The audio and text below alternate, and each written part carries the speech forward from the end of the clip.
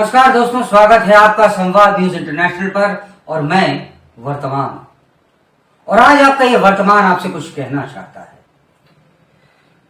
आपको ये बताना चाहता है कि जो लोग अपने अतीत में, अपने इतिहास में जाकर के पन्ने नहीं पलटते, अपनी गलतियों से सबक नहीं लेते, वक्त शिलालेख पर से उनके नाम मिटा देता है। याद रखें, चाणक्य ने क्या कहा था कि भाग्य उनका साथ देता है जो हर संकट का सामना करके भी अपने लक्ष्य के प्रति दृढ़ रहते हैं। तथा उन्होंने यह भी कहा था कि भगवान मूर्तियों में नहीं है, आपकी अनुभूति ही आपका ईश्वर है और आपकी आत्मा आपका मंदिर। चाणक्य ने यह भी कहा था कि जो भी करो सिंह से सीखो और सिंह की तरह करो। सिंह की तरह जोरदार तरीके से उन्होंने करने को कहा था और दिल लगा करके करने को कहा था। यहां मैं आपको याद दिलाना चाहता हूं कि सन 1992 में मोहम्मद गौरी नाम के लुटेरे और भारत मां के यशस्वी पुत्र पृथ्वीराज चौहान के बीच युद्ध हुआ था 18वीं बार। और इसमें जयचंद नामक एक राजा ने पृथ्वीराज चौहान को धोखा दिया था, जिस कारण से उनकी हार हुई थी। उससे अब तक कुछ भी नहीं बदला है। कई लोग ऐसे भी हैं जो आज भी जयचंद के ही नए रूप हैं, उनके नए अवतार हैं।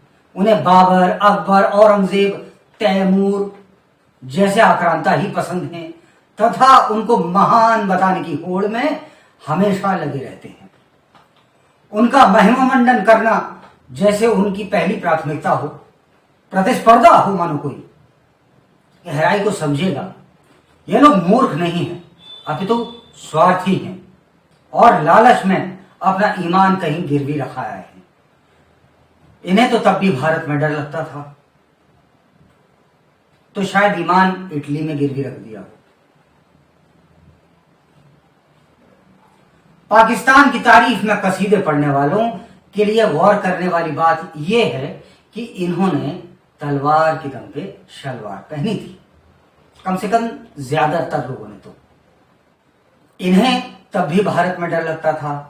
कभी आर्यव्रत ईरान से लेकर बर्मा तक होता था, हम सिकुड़ते गए। और इसमें एक बहुत बड़ा किरदार इन सलवार वालों का भी है, जो अब छोटे भाई का पजामा और बड़े भाई का कुर्ता पहन के घूमते हैं।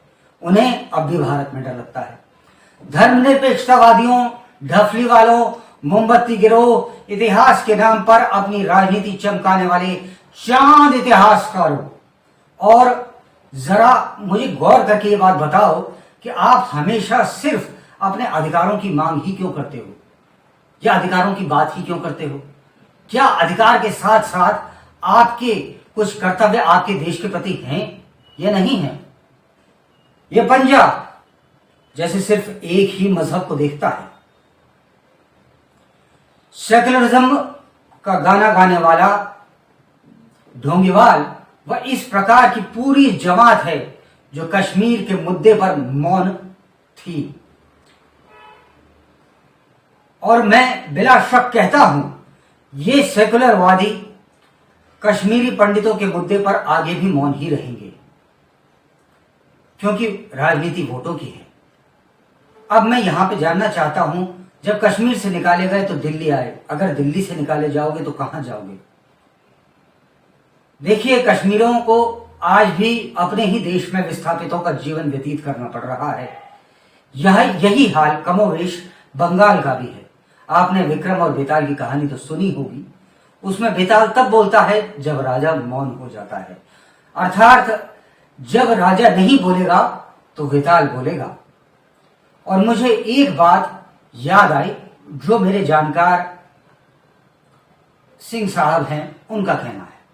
उनका शेर था, मेरी खामोशी कितने सवालों की आबरू रह गई, वगैरह वगैरह। वैसे इस पे आपको गौर करने की ज्यादा जरूरत नहीं है, क्योंकि ये इस लायक भी नहीं है। लेकिन हाँ, बात एक इसमें है कि अगर राजा मौन है तो उसका मौन ठीक नहीं है, भले ही उसका मूड ठीक हो अपितु ना हो।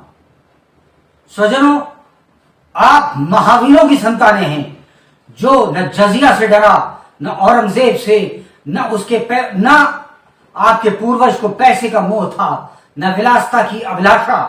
आपके मेरे पूर्वजों को शत शत बार नमन है और मुझे गर्व है कि हम कितने महावीरों की संतानें हैं, जिन्होंने विलासता का त्याग करा पर अपने धर्म का नहीं। अब जरा नजर डालते हैं आज के हालात पर, जो घटित तो अफगानिस्तान में हो रहे हैं पर उनका नतीजा भारत में भी देखने को मिल रहा है। नजर डालते हैं अफगानिस्तान पाकिस्तान के हालात पर, जो हो तो वहां रहे हैं पर उनका असर भारत में भी देखने को मिल रहा है। जयचंद फिर से छुरा भोंकने को तैयार हैं और महबूबा मुफ्ती के बयान सुनने के बाद तो ऐसा लगता है कि जहर मानो दांतों में नहीं शब्दों में होता है, या बिल्कुल साधारण भाषा में कहूं कि जहर होता तो दिमाग में है, छलकता जुबान से है। कुछ अजीब सा हो रहा है यहां। हदीस में लिखा कभी ना पूरा होने वाला ख्वाब गज़वा हिंद फिर से देखा जा रहा है। और फरमाए तो अफगानिस्तान और पाकिस्तान में जो हो रहा है वह इनका लीग मैच है, इनका फाइनल तो हम ही से ही होना है। इसके लिए चाहे आप तैयार रहें या ना रहें। संवाद न्यूज इंटरनेशनल के लिए मैं संकेत चतुर्वेदी, जय हिंद।